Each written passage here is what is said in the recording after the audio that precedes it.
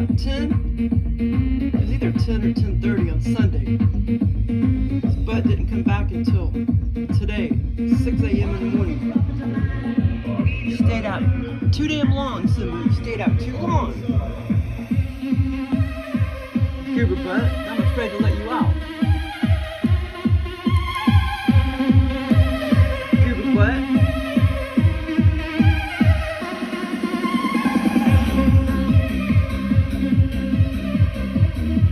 An indoor kitty, not an outdoor kitty.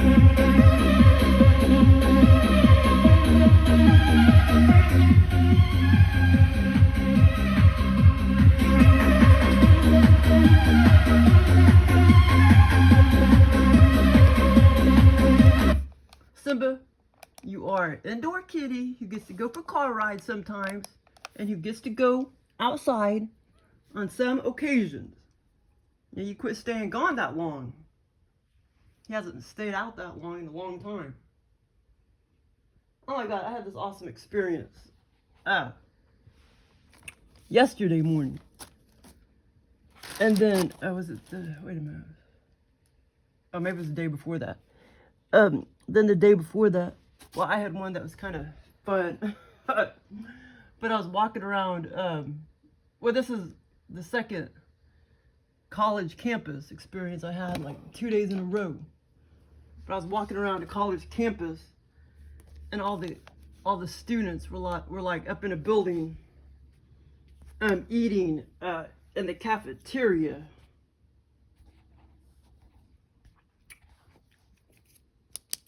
Like they parked all their bikes, and these were semi-electric bikes and semi-gas. So that's kind of funny too, because they were partial gas too, and they were all parking their bikes like right here.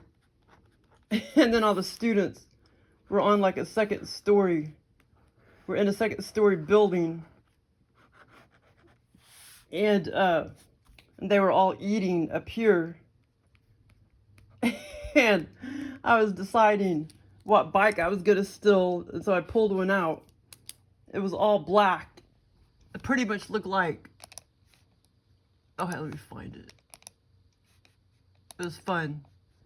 Pretty much looked kind of like that, and it was all very, very vivid. And I looked down at it, and it was like partial electric, but it also had partial gas tank. It's pretty cool. But it kind of looked like that one. But I was just like being a klepto and deciding which one I was gonna steal.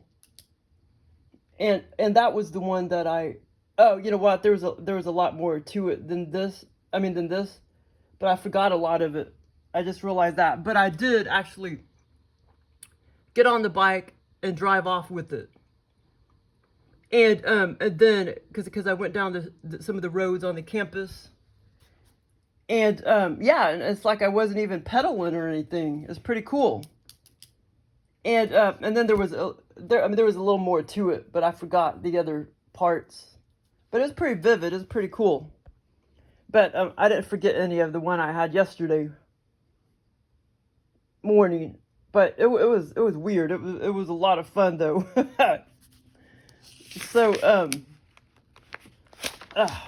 So basically, oh man, I already wrote on that.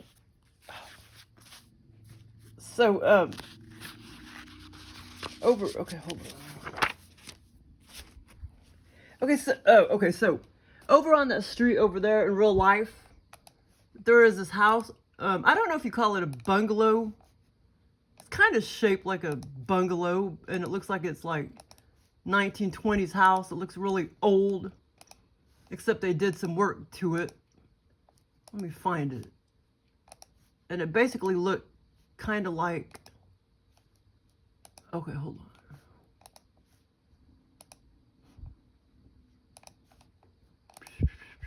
Okay, yeah, the house, it kind of looks kind of like that. It's got to be at least the 1920s. It looks kind of like that over there near Secretary School. Like over there. But in the scenario, this is how it was in the scenario. Okay, so the soccer coach used to live in that house right there. I think he moved out. But so in the scenario, it was the soccer coach's house, and then the bungalow. Well, it wasn't. I mean, in the scenario, it was like 3 or 4 times bigger than what that house. Like how big it really is in real life. It was probably at least 3 times bigger. But it looks pretty much just like that one. So, and this was the 1920s. Like I said, I don't know if it's really a bungalow or not, but so okay, so here's the 1920s house, and then my house was right here. And the first part of the scenario, which I probably would have forgot it if too many more days went by. Again, and here's my house, and there's that house, but in real life, it's over there on the other part of the street. I mean, on the other street. Okay, so I took a glance. I went outside and I took a glance of where the soccer coach lived, and I noticed it was looking shabby and stuff. And then a few minutes later, I looked at it, and it was just completely just little stubbles of 2x4s. It was just all collapsed and everything, and it was just little stubbles of 2x4s sticking up. Because it was all basically in the scenario. The blighted word wasn't a thought until I got to this house. But I knew that it was all dilapidated, and they finally mowed, but this is the first time they mowed all, or the landlord or whatever, whoever owns it. I'm pretty sure the soccer coach moved out, or he went away for about 3 months or whatever. But I guess the owner finally had the mowers come. They finally mowed it today for the first time all year. So it was getting pretty, crappy. And it looks like shit anyway. The side of the house is all crappy from all the trees and stuff that are right there. Contaminated all that siding right there, so it's all grubby and everything. I would not want to live in that house over there. I got the perfect house. But on the street. But anyway, so in scenario, it just was it all fell down, and it was just stubbled. A few 2x4s sticking up. And I was looking at it, and I'm like, okay, good, I'm glad. Because I was glad I knew I didn't have to live by anybody, at least on this side of my house. So I was glad that happened. And then, all of a sudden, for whatever reason, me and my mom and my sister, we entered this house, which is that one. And this is where it just gets really good and was so much fun. And it was so long. It was a pretty long experience. And so when I first entered the house, I can't find any real pictures of what it really looked like, but I did find, I mean, that was kind of close. It was pretty gross inside. And a lot of drapes and shit were like on the floor and torn down, and the drapes were actually reddish, brownish, just like that. But I mean, at first we entered like a living room area, and it was just gross and mildewish. I mean, it looked about like that, like mildewish and old, and it had a stench, man. It had a stench. And I could clearly smell it under this OBE VR Lucid Dream. I could always taste my food too under these OBE VR Lucid Dreams. But this house, man, had a stench. And it wasn't like crap or pee or anything, but it was just a really gross stench. And it was familiar stench, because when I know I've smelled like a smell like that before. So the aliens were copying off of something that I've smelled before. And it wasn't a chemical smell or anything, just a really gross, filthy, dirty stench. And throughout the whole experience, I mean, throughout the whole time we were in this house. So we started just walking around and observing this room and living room and that room. And the bedrooms and everything. Okay, hold on, let me make sure I'm not going to forget anything. And I started having these thoughts, like Like, I mean, I knew it was a blighted property. That's kind of funny because I did have that word on the brain. So in this scenario, like, that's so stupid. The city doesn't want to send you letters saying that you have a dilapidated, shitty property, so they say that you have a blighted property. I got this letter at work, and I don't know why they sent it to the IRS, but it said the word blighted, and I knew that's probably what it meant, dilapidated, but they used the word blighted, and then my mom was using the word blighted the other day because she heard it on the news. And so when I entered this house and stuff, I knew that it was a blighted property, or, you know, that the city condoned it to be blighted or whatever, or designated it to be blighted. And so as I started walking around and stuff, I knew that it was a, you know, blighted property, dilapidated property. And I knew, at first I had thoughts, like I knew that the owner was for, the first thought I had was well, at that time I can't remember if I knew it was a female already or not, but I knew that the person, I think I already knew for some reason, but the person had been foreclosed on. That's what I thought at first, that's probably what happened. So she just had to leave everything behind. Okay, so then as me and my sister and my mom, we started walking around further and further and further. I mean, longer and longer and longer throughout all the rooms and shit. And like I say, it pretty much all looked nasty and damp and mildewish. And it just had this gross stench, man. And so then I somehow knew that she had died. She was not foreclosed on, but she had died. And so that's why everything was left behind and stuff. And she didn't have anybody to come take care of her, you know, her belongings and stuff. Okay, so we started walking around for a long time, this whole scenario for a long time, checking it out. And I have so many experiences like this, either in houses. I mean, the ones in just regular houses are just as fun as the ones in big fucking mansions that are 5 million times bigger than the houses. They're just as fun, man. And, okay, hold on. Okay, I'm getting to the part. Okay, the good part. Okay, so after we started walking around this gross house, that, well, looked about just like that.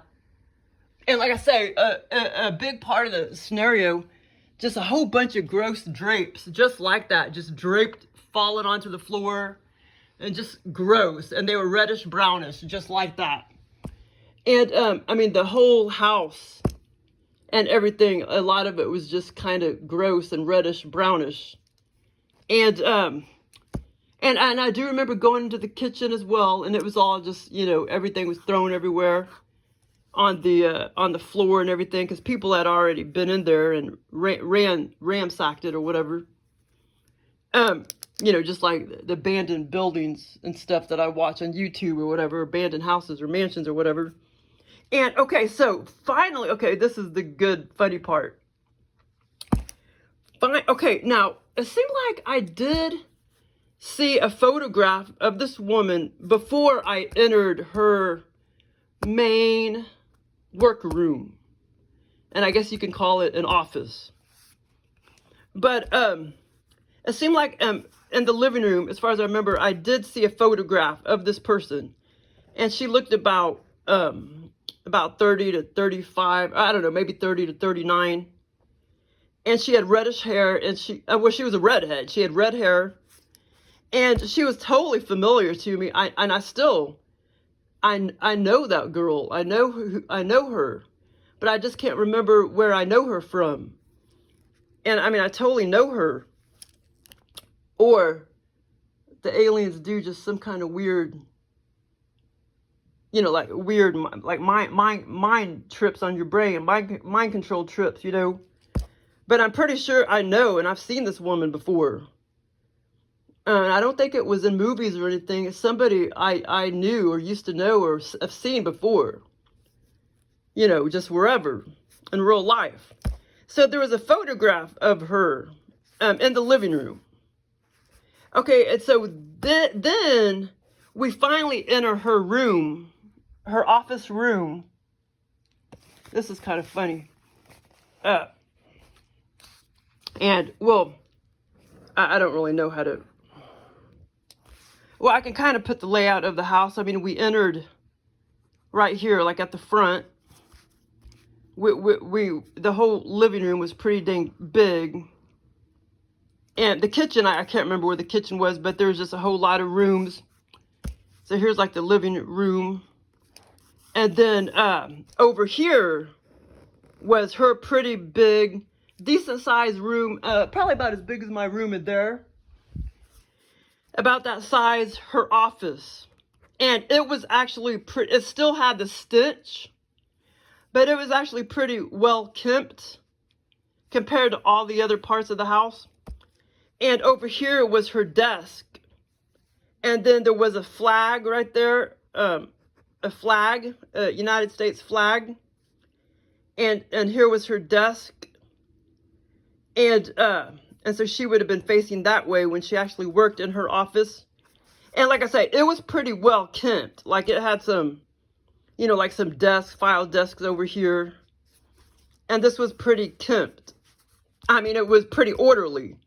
It was still filthy, but orderly. And except it still had that stench throughout the whole damn house. Okay, and so then, okay, and she had 2 or 3 more photographs, you know, like on her desks. On her desk, I mean. And which all, you know, was her, red-headed her. And like I say, she only looked anywhere between 30 to 39. And very, very, very familiar. I know who she is. I know who she is. I just can't think of where I've seen her before.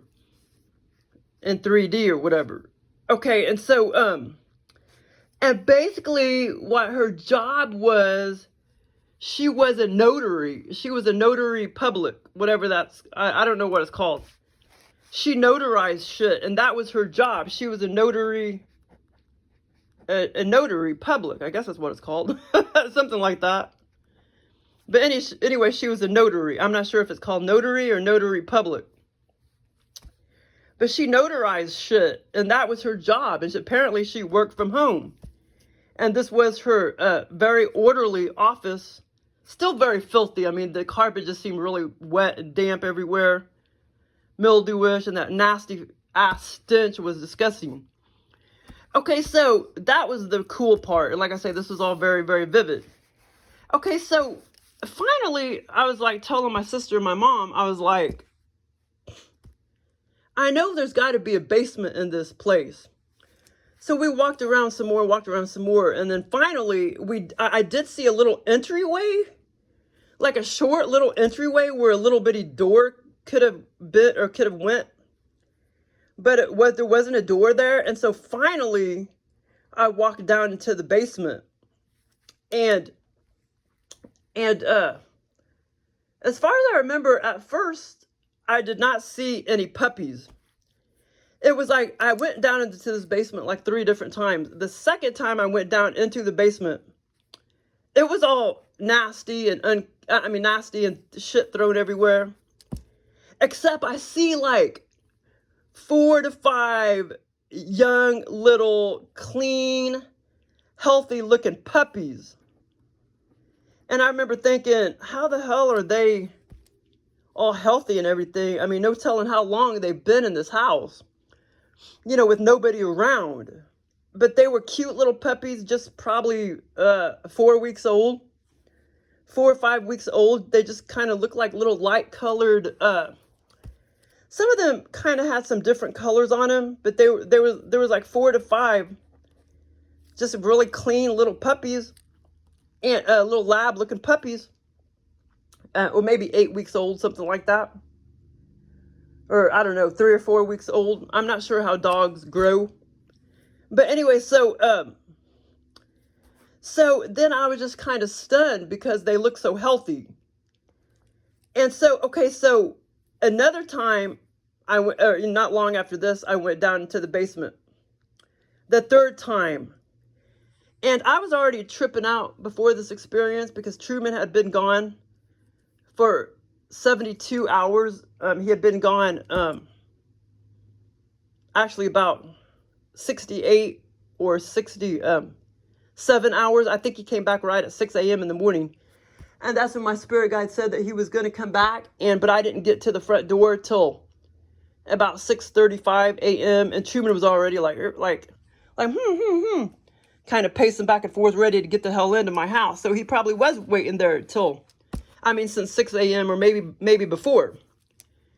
So my spirit guide was right about that. So he did come back around 6 a.m. So he was, but I let him out at 10 a.m. on Sunday. So he was gone almost 3 days, and I was all nervous and shit. Because I didn't know if he tried to go back to my parents' house like he did 3 years ago. So anyway, so the third time and that was in real life and everything. So the third time when I went down into the basement,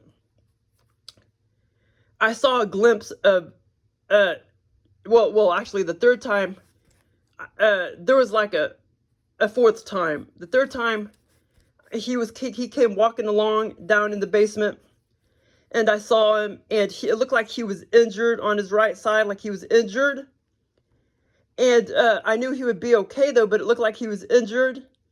And then I started having these thoughts like he had been hanging out with another family and that they injured him or was mean to him or something. Because because the aliens went off by, I heard this other woman make some comment about some cats may have double lives or whatever.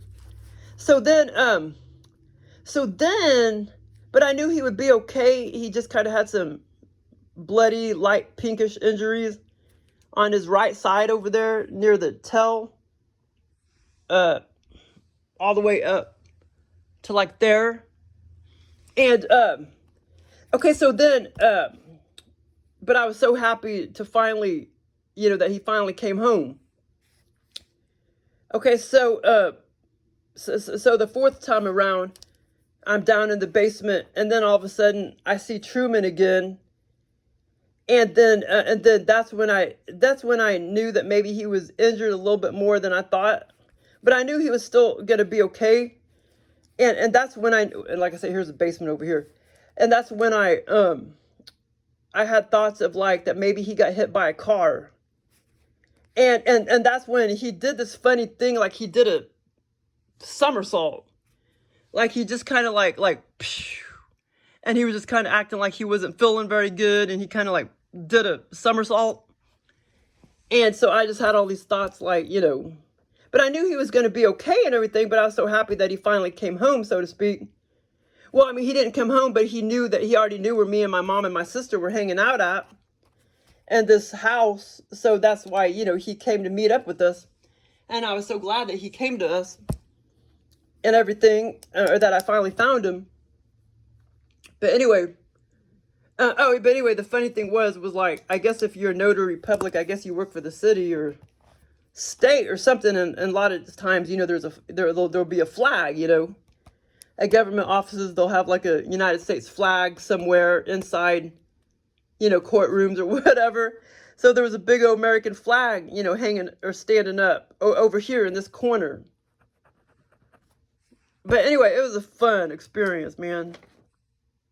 I'm sure I'm forgetting some stuff a little bit, but it was a blast. Thanks for listening. But Truman in real life finally came home, thank God, because he makes me so nervous.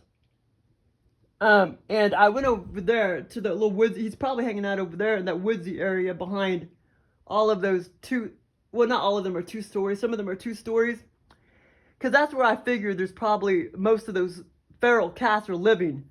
And I know they are because this was in broad daylight, and I saw that little shit black and white cat that I caught in the trap because I was going to try to catch the little gray kitty. And that big old black and white male feral cat was just staring at me. It's broad daylight. That thing is feral as hell. He's mean as hell. He probably been living on the streets, 15 years. He looks old. And he is mean as hell. And I saw him in broad daylight, like at noontime. And that's when I was hollering for Truman. Because I figured Truman was probably hanging out over there. he does have to cross the street. If he is hanging out over there, but I bet you he is. And like I say, I knew that feral cat's hanging out over there, and no telling how many other ones. But that one gray kitty, I haven't really seen it in a while. And some of these cats that you think is stray is not stray. They're just, you know, they have a home. It's just people think that, oh, you know, because cats, they like to roam around and shit. People think, oh, it's a stray cat, but it's not. They have a home. Like that little gray kitty, I bet you, because that gray kitty seemed too tame and everything. And now all of a sudden I haven't seen it, and I haven't seen Oreo either. So all these cats, probably they already went back to their homes or whatever.